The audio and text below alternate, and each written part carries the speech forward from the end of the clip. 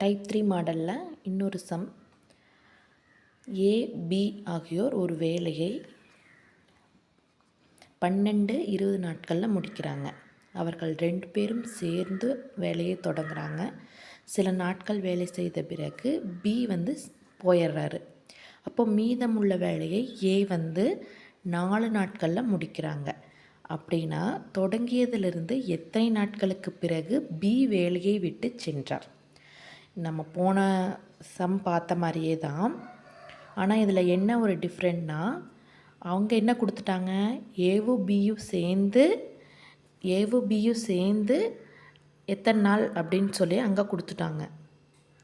ஏவும் பியும் சேர்ந்து 6 நாளில் முடிப்பாங்க அப்படிங்கிறத கொடுத்துட்டாங்க. ஆனால் இங்கே அதை கொடுக்கலை. ஏவும் பியும் சேர்ந்து கொஞ்ச நாள் வேலை செய்கிறாங்க.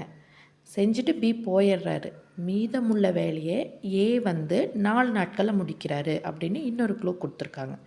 அப்போ நம்ம இதிலேருந்து தான் இந்த சம்மை சால்வ் பண்ண போகிறோம். ஃபஸ்ட்டு ஏவும் பியும் சேர்ந்து 12, 20. அப்போ எப்பவும் போல் எல்சிஎம். இந்த மெத்தடெல்லாம் எல்லாத்துக்குமே காமன் தான். அப்போ எல்சிஎம் எடுத்தோம்னா நம்மளுக்கு டோட்டல் பீஸ் ஆஃப் ஒர்க் எவ்வளோன்னு தெரிஞ்சிடும். இங்கே எல்சிஎம் எடுத்தால் 60 வருது. அப்போ ஏ ஒரு நாளைக்கு எவ்வளோ பீஸ் செய்கிறாங்க? 5 பீஸ். B 3 piece. இது வரைக்கும் நார்மல் தான். அடுத்தது ஏவும் பியும் சேர்ந்து ஒரு நாளைக்குன்னா 5 + 3 8 பீஸ் செஞ்சு முடிக்கிறாங்க. இப்போ என்ன கொடுத்துருக்காங்க அப்படின்னா, இதுலேருந்து நல்லா கவனிக்கணும். இப்போ ஏவும் பியும் சேர்ந்து கொஞ்ச நாள் வேலை செய்கிறாங்க. ஆனால் அந்த நாள் நம்மளுக்கு தெரியாது.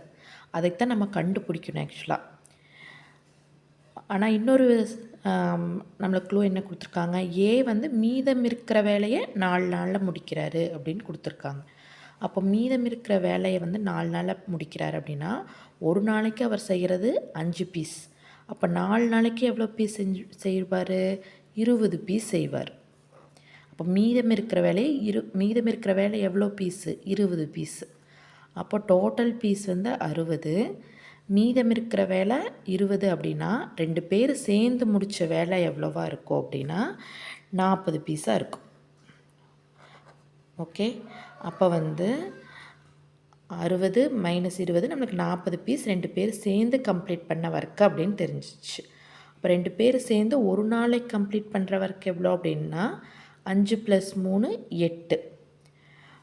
அப்போ அவங்க கேட்குறது என்னென்னா, வேலை தொடங்கியதுலேருந்து எத்தனை நாட்களுக்கு பிறகு பி வேலையை விட்டு சென்றிருப்பார் அப்படின்னா, இப்போ அந்த 40 பீஸை கம்ப்ளீட் பண்ணதுக்கப்புறம் பி வேலையை விட்டு போயிருப்பார். அப்போது ஒரு நாளைக்கு அவங்க 8 பீஸ் செய்கிறாங்க அப்படின்னா 40 ÷ 8 5. அப்போ 5 நாளுக்கு அப்புறம் பி வேலையை விட்டு போயிருப்பாங்க. மீதி இருக்கிற அந்த 20 பீஸை ஏ கம்ப்ளீட் பண்ணி முடிச்சிருப்பார். அவ்வளோதான். இவ்வளோதான் இந்த சம்மு. சால்வ் பண்ணியாச்சு. இப்போ இந்த மாதிரி மெத்தடில் நம்ம போட்டோம்னா டைம் அண்ட் ஒர்க்கில் இருக்கிற எந்த சம்மையும் ஃபார்முலா எல்லாமே நம்மளால் போட முடியும். தேங்க்யூ.